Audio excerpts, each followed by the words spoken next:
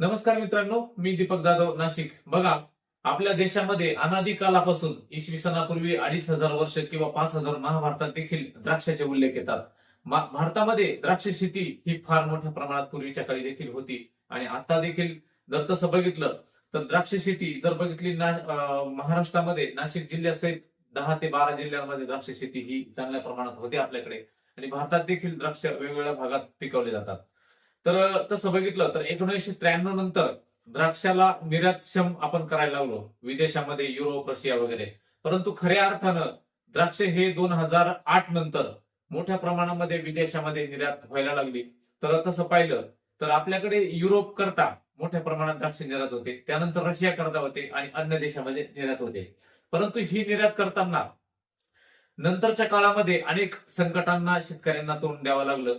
ते म्हणजे त्यांची जे काही गाईडलाईन्स आहे, युरोपियन महासंघ आहे, त्या युएसचे जे काही गाईडलाईन्स आहे त्याच्यामध्ये अनेक रिस्ट्रिक्शन यायला लागले.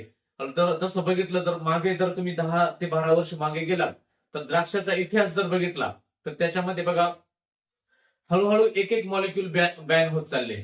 त्याचं कारण म्हणजे त्या रसायनांचे दुष्परिणाम.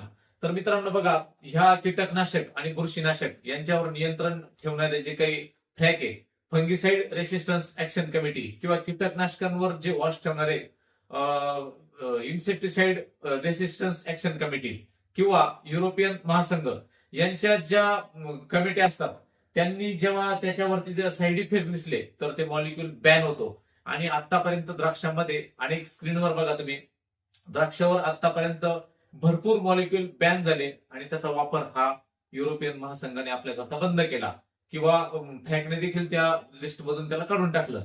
तर तुम्ही एनेक्झर 9 आणि एनेक्झर 5 जर बघितली तर दरवर्षी एक एक रिस्ट्रिक्शन आपल्याला वाढत चालले. आणि तसं पाहिलं तर द्राक्षाच्या बाबतीमध्ये इथून मागे जे बॅन झालं तर ते बॅन मॉलिक्यूलचं काय झालं की त्याच्यामुळे शेतकऱ्यांना मोठा आर्थिक फटका सहन करावा लागला.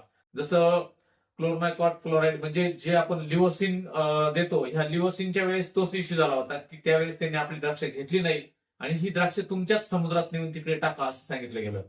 म्हणजे रोरॉल असेल किंवा अनेक जी काही बुरशीनाशक आतापर्यंत बॅन झाली, कार्बेंडाझिम, थायोफेनेट मिथिल किंवा अन्य आयव्हरमेक्टिनचा इश्यू झाला होता. आणि अचानक जेव्हा त्यांच्याकडून रिस्ट्रिक्शन येत चालतात, आता दरवर्षी त्याची एमआरएल लेवल जे आहे, आता जसं आपण द्राक्ष निर्यात करायला लागलो तसं एमआरएल आणि पीएचआय हे शब्द आपल्या पुढे आले. आता एमआरएल आणि पीएचआय म्हणजे काय, स्क्रीनवर बघा. एमआरएल म्हणजे मॅक्सिमम रेसिड्यू लिमिट आणि पीएचआय म्हणजे प्री हार्वेस्ट इंटरव्हल. आता एमआरएल म्हणजे जास्तीत जास्त अवशेष पातळी. तुम्ही जर 40 दिवसापर्यंत एखादं मॉलिक्युल समजा फ्लोपायरन लिहून आहे, जर 40 दिवसानंतर त्याचं वापरायचं नाही तर त्याचा अंश साधारणपणे 130व्या दिवसापर्यंत असतो. त्याच्या आत जर हार्वेस्टिंग केली तर तो तुमच्या सॅम्पलमध्ये सापडतो. हे जरा एमआरएल. आता पीएचआय म्हणजे काय, तर काढणीपूर्वीचा काळ, प्री हार्वेस्ट इंटरव्हल. तर काढणीपूर्वीचा त्याचे रेशिओ किती पाहिजे, हा एमआरएल आणि पीएचआय हे शब्द आपल्या कानावरती यायला लागले. जसं निर्यात करायला लागलो तर ह्या गोष्टी समजायला लागल्या. तसं बघितलं तर द्राक्ष निर्यात करणं हे खूप अवघड नाहीये. परंतु आता काही मित्रांनी मला त्यांचे रिपोर्ट पाठवले. बघा, ह्या शेतकऱ्यांनी जर युरोपचं काम केलं होतं, परंतु त्याचं जर बघितलं तर सॅम्पल फेल झालेलं आहे. त्याच्यात असं आलेलं आहे की क्लोथियानिडिन किंवा थायमॅथोक्साम. आता बरेच जे सॅम्पल असतात ते काही ठराविक मॉलिक्युल जे असतात ज्यांचे लॉंग पिरियड आहे 130-40 दिवसापर्यंत, ते नेहमी ट्रेस एलिमेंट म्हणून तुमच्या रिपोर्टमध्ये येत असतात. तर आपण ह्या चार्टवरून बघूया. तर डायथिओकार्बामेट हा बुरशीनाशकाचा गट आहे. त्याच्यामध्ये मेन्कोझेब, मेटिराम, प्रोपिनेब, थायरम, झायरम म्हणजे कुमानियल, अँट्राकॉल, M45, Z78, पॉलिराम हे जे घटक आहे, भविष्यामध्ये लक्षात घ्या, भविष्यामध्ये द्राक्षाकरता याच्यावर युरोप करता रिस्ट्रिक्शन येणारे किंवा बंद होणारे. दरवर्षीच त्यांचे एमआरएल ज्या लेवल आहे त्यात ते कमी करत चालले ते आता. आणि त्याच्यामुळे काय झालं की शेतकऱ्यांना काय वापरावं, काय स्प्रे करावे असं द्विधा मनस्थितीत शेतकरी असतो. त्यानंतर ते ट्रेसमध्ये तरी येईल किंवा त्याचे लेवल तरी दाखवतील. नंतर निओनिकोटिनाइडचा ग्रुप आहे, क्लोथियानिडिन येतं, फ्लुक्झापायरेट झालं म्हणजे मेरिओनचं कंटेंट नेहमी त्याच्यात येत असतो ट्रेसमध्ये. मॅन्डिप्रापोमिड म्हणजे तुमचं जे रिव्हर्स मारतात ते देखील येतं. नंतर थायमॅथोक्साम, ऍक्ट्रा वगैरे आपण देतो, स्लेअर प्रो देतो ते येतं. नंतर स्पायरोटेट्रामेट म्हणजे मोव्हेंटो ओडी ते देखील येत असतं किंवा त्याच्या जे काही इन्क्लूड मॉलिक्युल आहे ते येत असतात. त्यानंतर फ्लोओपायरम लुना किंवा पॅरेक्लोस्ट्रोबिन जो गट आहे किंवा अन्य तुम्ही वापरलेले जे काही येत असतात. परंतु सॅम्पल फेल होण्याचं एक कारण सगळ्यात महत्वाचं ते म्हणजे 4 ब्रोमो 2 क्लोरोफिनॉल. आता हा काय नेमका, किंवा ज्या शेतकऱ्यांनी जर क्लोथियानिडीन म्हणजे डॅन्टॉपच्या पुढे तुम्ही मिलीबग करता वापरतात ते जर वापरलेच नाही त्याच्या प्लॉटमध्ये, मागच्या 2 वर्षाची हिस्ट्री आहे तिथं वापरलेच नाही, किंवा थायमेथॉक्झाम जे आहे ऍक्ट्रा ते वापरलंच नाही तरी ते डिटेक्ट झालं, तर हे कशातून होतं आपण आता ते त्या ठिकाणी बघूया. बघा मित्रांनो, थायमेथॉक्झाम म्हणजे ऍक्टरा किंवा स्लेअर तुम्ही मिलीबग करता वापरतात. आता हा आहे निकोटिनाइड ग्रुप, निओनिकोटिनाइड फ्रॅग ग्रुप 4A मध्ये त्याचं हे आहे, किंवा IRECच्या याच्यामध्ये 4A मध्ये तो मोडतो. तर मित्रांनो बघा, याचं जर तुम्ही जर विश्लेषण जर बघितलं तर बघा याच्यामध्ये कमीत कमी 6 ते 7 मॉलिक्युल येतात. तर त्याच्यामध्ये ऍसिटामाप्राइड म्हणजे टाटा माणिक जे आपण थ्रिप्स पांढऱ्या माशी करता वापरतो. क्लोथॅनिडीन म्हणजे डॅन्टॉप जे येतं ते डॅन्टॉपच्या पुढे तुम्ही ते साधारणपणे त्याचे ड्रिचिंग देतात किंवा स्प्रे घेतात मिलीबग करता. आणि डिनेटाफेरॉन हुशिन येतं एक PI अॅग्रोचं. इमिडाक्लोप्रिड म्हणजे इमिडा सर्वांना माहिती आहे आपलं कॉन्फिडॉर. नंतर निटेन पायरम हा काही आपल्याकडे तितकासा वापर होत नाही, उत्तर भारतात वापर आहे. थायक्लोप्रिड जे बायरचं एलेंटो सुपर आली आणि थ्रिप्स करता येतं ते मॉलिक्युल आहे. आणि थायमेथॉक्झाम म्हणजे ऍक्ट्रा. या निओनिकोटिनाइड गटामध्ये हे 6 मॉलिक्युल आहे. आता बऱ्याच शेतकऱ्यांनी हे वापरलेच नाही तरी ते डिटेक्ट होतात. मग ते कुठून होत असतील, तर मित्रांनो बघा, आता आपण बऱ्याचशा आमची ड्रिचिंग करतो स्लेअर क्रोची. आता ते फ्लोएलेबल असल्यामुळे काय होतं माहिती का, तुम्ही ड्रिचिंग केल्यानंतर झाडातून झायलेम फ्लोएम ऍक्टिव्हिटी झाले उचललं जातं, तो एक इश्यू असतो. परंतु ज्या ठिकाणी वापरलंच नाही तर त्या ठिकाणी तुम्ही लक्षात आलं त्या शेतकऱ्यांनी मला 4 बायोलॉजिकलच्या बाटल्यांचे फोटो पाठवले, तर ते बायोलॉजिकल त्यांनी वापरले. तर ह्या बायोलॉजिकलच्या वापरांवरती थोडंसं बंधन आणा, कारण त्या शेतकऱ्यांनी 180 रुपये त्याचा प्लॉट गेला असता युरोप करता, तर तो 120-30 लाखाली करावा लागला. म्हणजे 5-6 लाखाचा तोटा, जास्तच पण कमी नाही, एवढा तोटा त्या ठिकाणी सहन करावा लागला. तर त्याच्यामुळे बघा, आता क्लोथियानिडीन त्याने वापरलं नाही, ते बायोलॉजिकल मधून गेलं. किंवा जर त्याने ऍक्ट्रा जरी वापरलं थायमेथॉक्झाम, आता हा निओनिकोटिनाइड सर्वांचा एकच गट आहे, तरी पण क्लोथियानिडीन दाखवू शकतो त्याच्यामध्ये डिटेक्ट होतं, कारण त्याची मोड ऑफ ऍक्शन आणि त्याची जे फ्लॅग जे आहे ते सर्व एकच असल्यामुळे या 6 मॉलिक्युल पैकी थायमेथॉक्झाम जरी वापरलं तरी क्लोथियानिडीन दाखवू शकतं त्याच्यामध्ये तुमच्या लॅब रिपोर्टमध्ये. आता दुसरं असं म्हणून बायोलॉजिकल वापरताना काळजी घ्या. त्यानंतर क्लोथियानिडीन किंवा थायमेथॉक्झाम त्याचे रिस्ट्रिक्शन MRL लेवल 0.01 होती, ते आता ते कमी कमी करत चालले. आणि त्याच्यामुळे काय झालं की तुमचा सॅम्पल, आता तो सॅम्पल जो मागचा पाहिला आपण स्क्रीनवर बघा, तो जर 0.012 आला त्याच्यामुळे तो फेल झालाय. आणि असं जर असेल तर किती त्याची MRL लेवल दिलेली आहे युरोपने, आणि ती हे जे बघून तुम्ही तो रिसॅम्पल टाकायचा की ते होईल का नाही याच्यानुसार निर्णय घ्या. जर कमी लेवल असेल तर तुम्ही परत रिसॅम्पल टाकून 7 दिवसामध्ये तुमचा सॅम्पल त्या ठिकाणी पास होतो. परंतु खूपच पुढे जर गेले असेल त्याची लेवल रेड मध्ये जर येत असेल तर तो होत नाही, तो रशियाला देणं ते त्या ठिकाणी योग्य असतं. परंतु शक्यतो करून 7-8 दिवस पिरियड दिला तर त्या ठिकाणी जर वातावरण स्वच्छ असेल, पाऊस नसेल, पुढे घाबरायचं काही काम नाही, तर तो हे क्लोथियानिडीन किंवा थायमेथॉक्झाम हे 6-7 दिवसामध्ये डिग्रेडेबल होऊन जातात आणि चिंता करण्याची गरज त्या ठिकाणी राहत नाही. आता 4 ब्रोमो कुठून डिटेक्ट होतं ते सांगतो. आता बघा मित्रांनो, 4 ब्रोमो 2 क्लोरोफिनॉल मेटाबॉलाइट्स ऑफ प्रोफेनोफॉस, त्यानंतर सायंट्रानिलिप्रोल, सायझाफामिड, सायक्लोफेनामिड वगैरे असे आलेले. प्रोफेनोफॉस पण ट्रेस मध्ये आलाय बघा, ट्रेस मध्ये हे एलिमेंट ट्रेस मध्ये आले, परंतु ते काही अडचण नाही, ट्रेस मध्ये आल्यानंतर तो चालू शकतो. परंतु जर रेड त्या ठिकाणी जर लेवल आलं तर तुमचं त्या ठिकाणी फेल होतो. परंतु बरेच सॅम्पल हे 4 ब्रोमो 2 क्लोरोफिनॉल मेटाबॉलाइट्स ऑफ प्रोफेनोफॉस.